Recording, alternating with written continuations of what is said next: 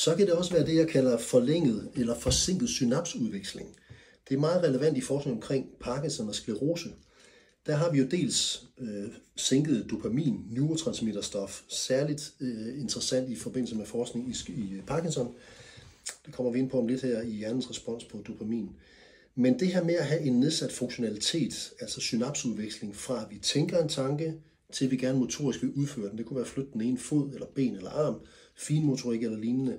Der kan man jo hos neurologerne også påvise gennem direkte som indirekte målinger af nervesystemet, at der er nogle parametre der er forskudte, som forsinker synapsudvekslingen til at signalet dermed udtrykkes forlænget i kroppen fra at vi tænkte, vi gerne vil udføre bevægelsen. Så alt det her refererer til målinger i nervesystemet, som på en eller anden måde udtrykker ubalance i vores fysiologi. Det er der som sagt ikke så meget nyt i. Vi har også EKG og hjertekardiogram, det bruger vi nogle gange her i klinikkerne, til at påvise, at der er rent faktisk en ubalance over hjertets elektriske felt. Det kan vi også måle med EKG, hjertekardiogram og lignende. Så det refererer jo i virkeligheden dybest set til ubalance i nervesystemet. Meget tit vil jeg sige til forklaring på det her, så har vi forhøjet adrenalin- og kortisolniveauer, eller forskudte ubalancer i den orden, refererende til ofte hændelser, vi slet ikke kan huske noget af, som ligger i ubevidste sind, og som virkelig holder os stressaktive. Det er jo de her fight eller flight tilstande. Når de er udløst bevidst som ubevidst, så er kroppen ikke i stand til at helbrede sig selv for diverse tilstande og diagnoser, for vi er hele tiden i en tilstand, hvor kroppen prioriterer kæmpe- eller flygtresponsen, og flugt- eller kampresponsen, det er især at få blodet frem til de store muskler og ilt, så sættes fordøjelsen på standby, så vi hele tiden kan sikre os at komme ud af den her akutte og aktuelle tilstand, som de ubevidste, vi stadig er låst i fysiologisk.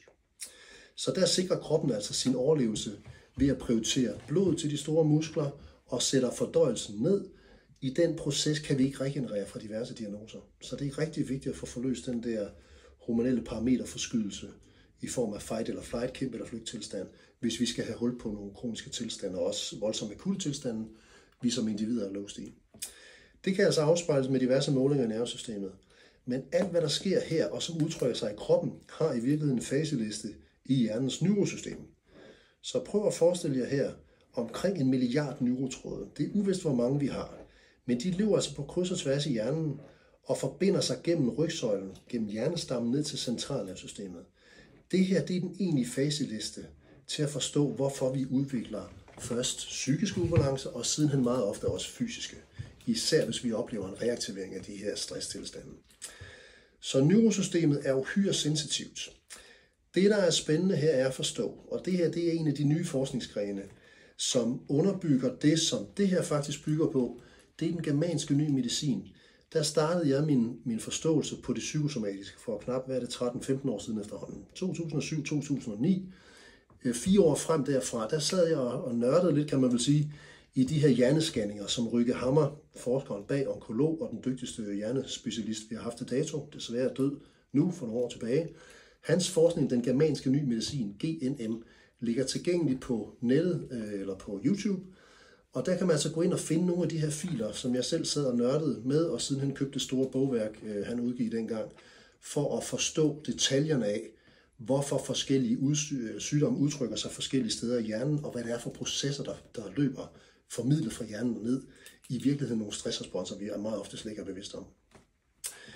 Så for at forstå det kropslige, og for at få hul på skemaet her, så skal vi udenfor at have hul på den forskning, der kaldes kvantefysisk elektromagnetisk forskning. Det lyder lidt fint. Det er i virkeligheden en forskning i elektrobølger, som vi i dag ved, vi er underlagt, når vi oplever diverse traumer eller stressperioder. De her bølger, de er højaktive, indtil vi i vores bevidsthed sanser på dem. Og i virkeligheden så handler det jo meget tit om at føle sig utryg, at have en eller anden form for angst med, når frekvensfeltet her er højt, så er det det, der afslører. Så de her bølger, de slår altså ned, hvis man for eksempel er underlagt et biluheld. Det kunne være, at man ligger på motorvejen i flere minutter, kvarter 20 minutter, inden faldrederen når frem, alt efter hvor i landet det måske er, eller udlandet, og hvor intenst og hvilken tid på døgnet det er, så er der tit en lidt voldsom prøvende ventetid, indtil hjælpen når frem. Der er vi rent faktisk i en eller anden form for dødsangst. Og er det bare en lille del angst, der er med i responset, så er det hjernestammen, der primært reagerer. Der er også andre steder i hjernen, der reagerer på angstresponser. Men hjernestammen er storaktiv, hvis vi virkelig frygter for vores tilstand, altså for vores overlevelse. Det er der i reptilhjernen, vi reagerer på det. Så når bølgen så ned, så starter der virkelig her en sygdomsproces. Det her kalder jeg epicentret, fordi den forskning i elektrobølgeforståelse svarer lidt til den samme bølgeforståelse, vi har inden for forskning i jordskælv. Så det her, det er mikrokosmos, udtrykt i man kan næsten sige en projektion af makrokosmos. Hvad sker der, når et jordskælv opstår, eller kontinentalpladerne flytter sig? Så er der en rigtig stor frekvensudveksling mellem de to poler. Det samme sker her i polen uden for kroppen, og i polen inde i hjernen, altså den lokation, bølgen slår ned.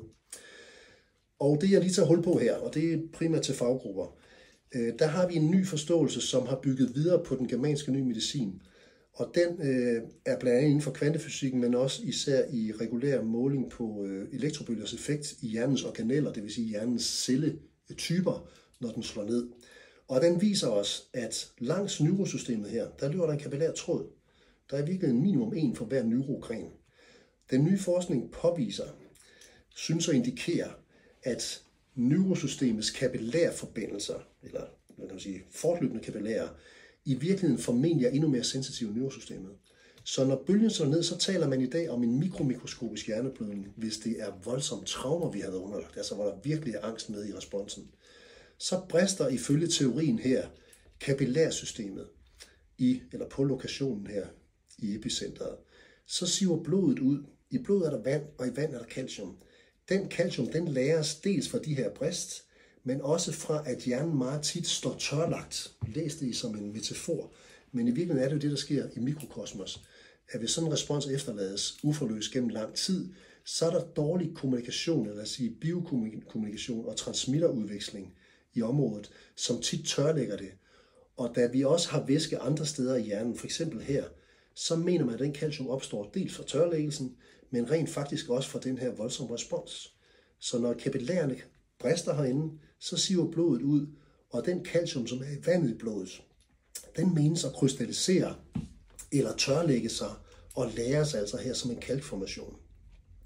Det, der er spændende, er, at Rüge Hammers forskning viser os, at sådan en respons her, lynnedslag, noget voldsomt sker, efterlader koncentriske ringe i hjernen. Det, den nye forskning viser os, er, at meget tit, hvis det er de voldsomme stresspåvirkninger, især i hjernestammen, så kan vi også tit lokalisere kalkformationer, der svarer til de her lokationer